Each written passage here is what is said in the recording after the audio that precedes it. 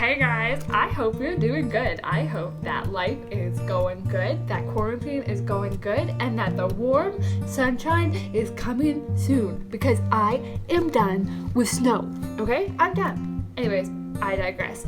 We're here for another chat with Elaine time and clean with Elaine time, because cleaning is so much fun. But I also realized last time I filmed, that when I clean, it's really hard to also speak clearly and have some form of articulate spot. So I kind of ended up just taking one thing and moving it to another spot. So what I'm going to do instead is I'm going to insert a clip of me actually cleaning, and I'm going to do the more boring sit down stuff that I don't have to think about and chat with you during that. So I'm going to insert a clip now.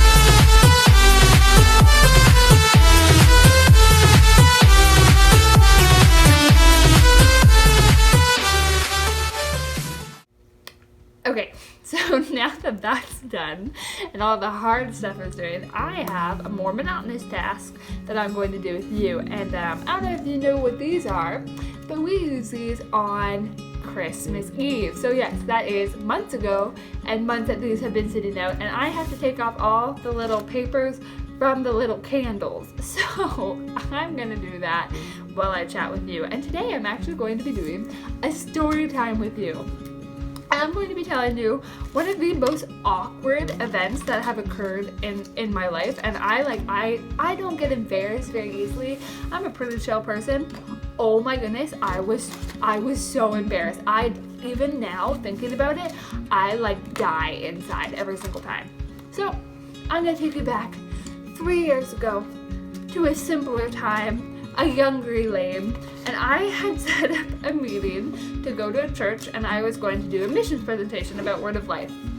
I was going to talk to them about what Word of Life did. I was really excited. So it was a church in a smaller town.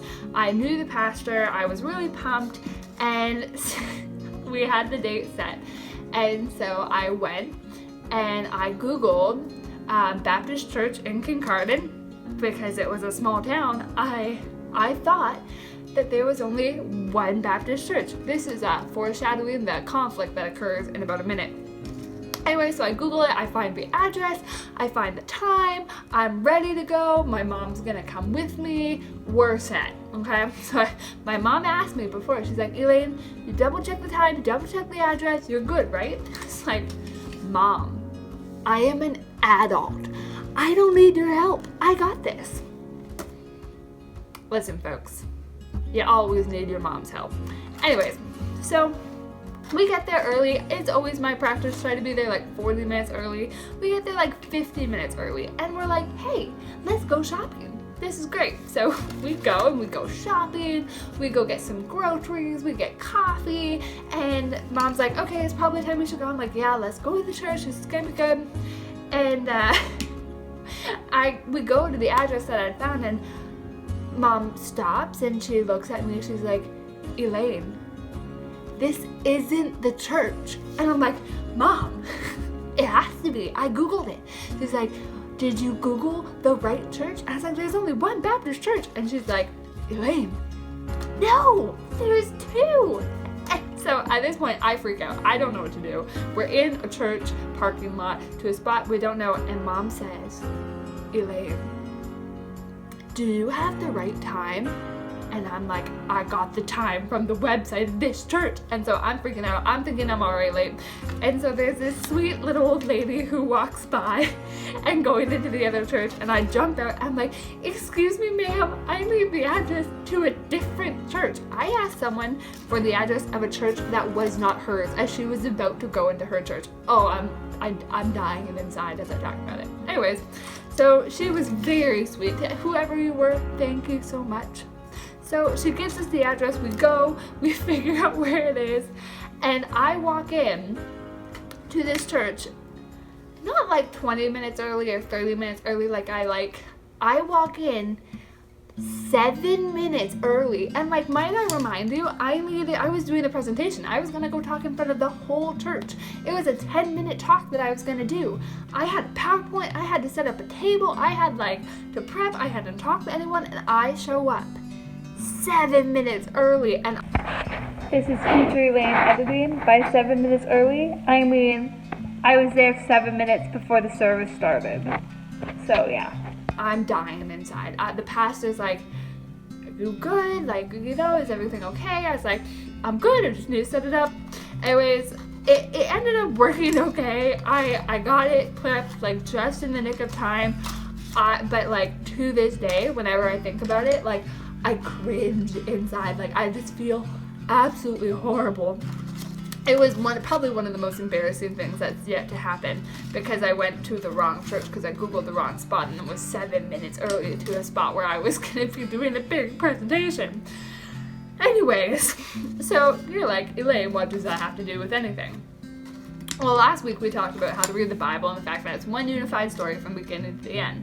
But one thing I didn't say was that each book had a different kind of style to it. And so when I messed up, when I was going to this church, I messed up because I looked at the wrong website and I made the wrong conclusions based on what I thought was right. But if I looked at the right website, I would have had a much different experience. Oh man. And so, you know, just like a website, each website has its own address, its own information, its own kind of style, and that's a lot like with different books in the Bible. They all have their own style, they all have their own different aspects to it. But if you look at it wrongly, you'll miss out on a lot of the information you need, and you'll also make wrong conclusions sometimes, just like I did. Oh man, did I make wrong conclusions. And so they're all literature, they're all books of the Bible, like the 66 books in the one Bible, but they all communicate a little differently. And there are, well, let me check my notes. There's 1, 2, 3. There's 3 main forms of literature in the Bible. So in the 66 books, there's 3 different types. So the first one is a narrative. So you know how I just told you a story about my traumatic life experiences? That's what a narrative is. It's a story. It's basically probably one of the most universal ways to communicate anything. You think of the things you've learned the best, and it's through a story. And it basically uses the characters, and the author uses these characters to explore big questions. Like in my case, why is Elaine not listening to her mother? Anyways, I digress. And in most of these narratives, there's like a kind of conflict, and then there's some kind of resolution.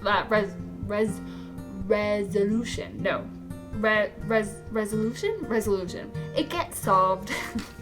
And another really nice thing is, especially in the Bible, they use these characters who are deeply flawed, like they have big problems, to not show us like you should like be just like these people, but instead it helps us like look at them and see our own sin in them and learn how to move forward from it.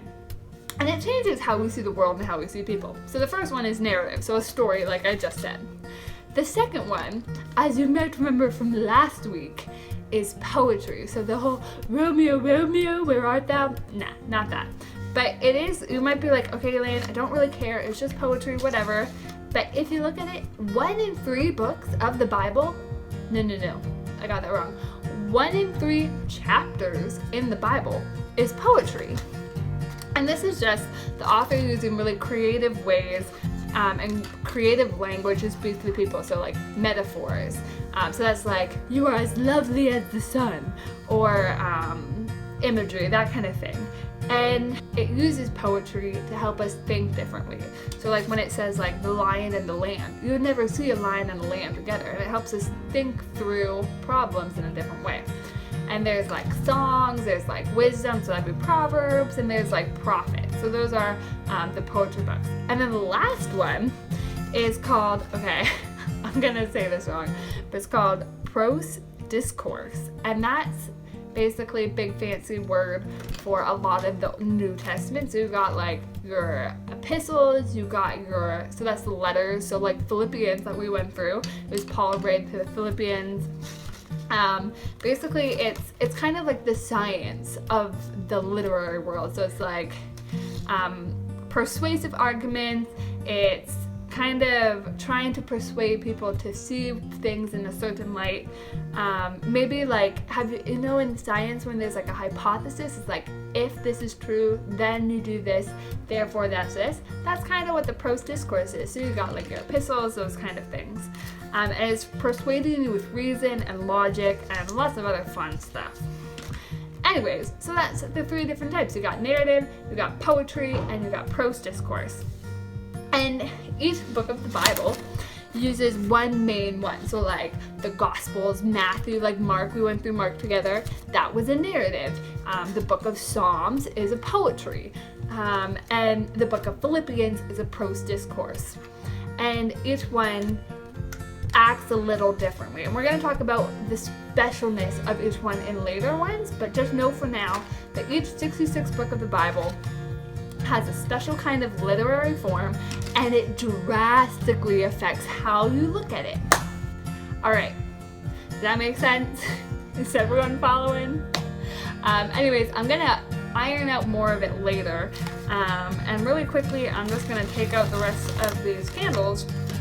But I hope you're doing well. I'm praying for you. I wish I could see you. I wish I could do junior high with you in person, but I can't. So this is kind of the best we got, but I hope you're doing well. And until next week, read the right website and make wise choices. Bye, guys.